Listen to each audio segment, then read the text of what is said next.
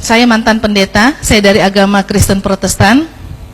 Jadi kalau agama Kristen Protestan itu imam umatnya atau pemimpin umatnya boleh perempuan. Makanya ada pendeta laki-laki, ada pendeta perempuan. Kalau Katolik itu berbeda. Katolik itu pemimpin umatnya harus laki-laki. Makanya pastor, kalau yang perempuan itu biarawati, makanya itu seperti guru saja. Dan kalau Katolik itu biarawati ataupun pastor tidak boleh menikah. Kalau Protestan ini boleh, karena sesuai dengan dalam Alkitab, beranak cuculah dan bertambah banyak, maka harus menikah.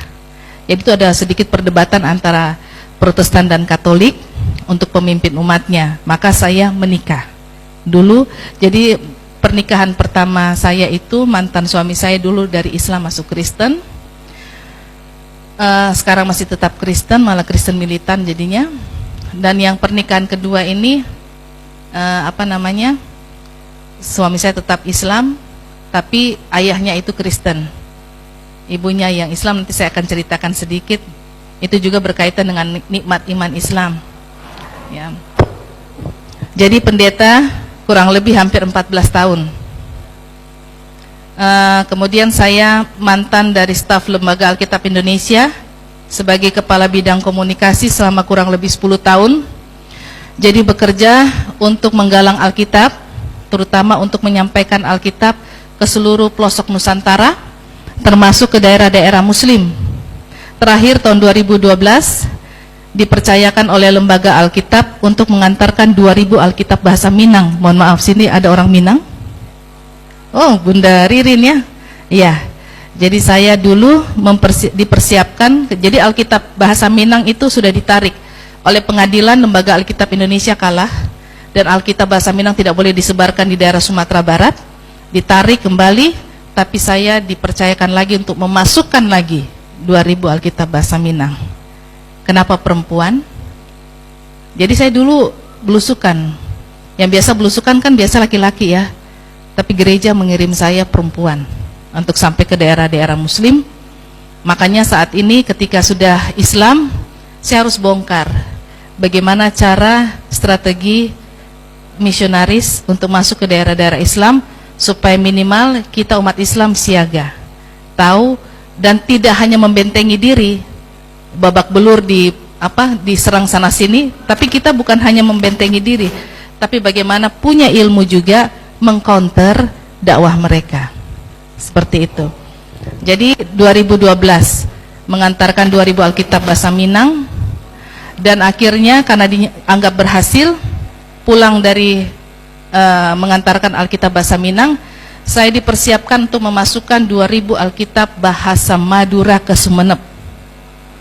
Jadi istilahnya mereka mengatakan pekerjaan saya ini taruhannya nyawa. Qadarullah saat itu saya resign, ada sedikit masalah dengan keluarga, akhirnya saya resign. Lalu saya tetap sampai ke Sumeneb 2 tahun berikutnya, alhamdulillah dengan ibu-ibu pengajian. Jadi tidak mengantarkan Alkitab, tapi bersama dengan ibu-ibu pengajian Allah membuat saya bisa sampai ke daerah Sumeneb. Saya bersyukur sekali. Dan kemudian selama di Lembaga Alkitab Indonesia, insya Allah nanti di lain kesempatan saya akan juga bongkar bagaimana strategi ekonomi umat Kristen untuk masuk menguasai ekonomi Islam. Itu penting sekali. Makanya bidang khusus saya sebenarnya bidang pemurtadan, mengcounter pemurtadan.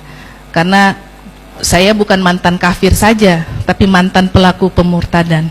Jadi saat ini harus saya mentarbiah umat Islam untuk tahu segi-segi mana saja kita diserang.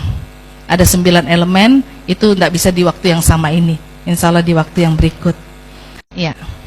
Sekarang kita akan masuk di dalam kajian ilmu. Kita saat ini berbicara tentang, karena umat Kristen kan mengatakan bahwa di dalam Alkitab ini sama sekali tidak ada nubuatan tentang Nabi Muhammad. Bisa benar, bisa juga salah. Jadi yang boleh saya katakan di sini ada 5 poin untuk mematahkan dan mengalahkan statement Kristen terhadap Islam. Yang pertama, patahkan taring tentang dosa warisan. Karena Kristen punya prinsip dosa waris, ternyata dalam Alkitab tidak ada.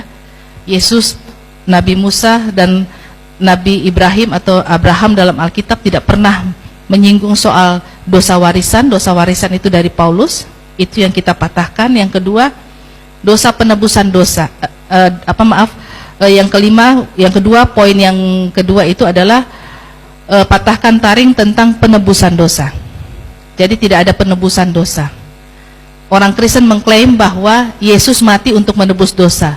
Padahal sebenarnya Yesus mati karena kezoliman. Ya, karena kesalahan hukum di masa pemerintahan itu.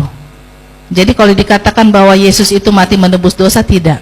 Tapi Yesus diserahkan karena kezoliman dari pemerintahan saat itu. Itu yang harus dibuktikan dalam Alkitab. Ketiga, pembuktian soal Trinitas. Yesus tidak pernah membawa konsep Trinitas.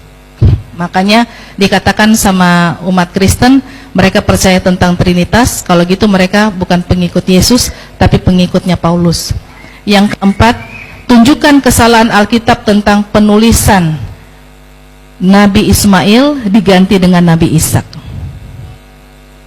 Dan itu yang membawa saya kepada satu keyakinan bahwa Islam yang benar, dan akhirnya selesai saya membahas ini, saya memutuskan masuk Islam. Dan yang kelima, pahami nubuatan tentang kedatangan Nabi Muhammad SAW yang ada di dalam Alkitab ini, yang sebentar akan kita bongkar. Nah, statement ini yang akan kita insya Allah pahami, tapi yang terpenting harus Al-Quran dulu kuat dalam hati. Kalau kita tidak paham Al-Quran, itu sama seperti orang Kristen. Mereka terombang-ambing dalam kesesatan. Umat Islam yang tidak punya Al-Quran dalam dadanya, dia akan mengklaim bahwa memang Kristen itu benar.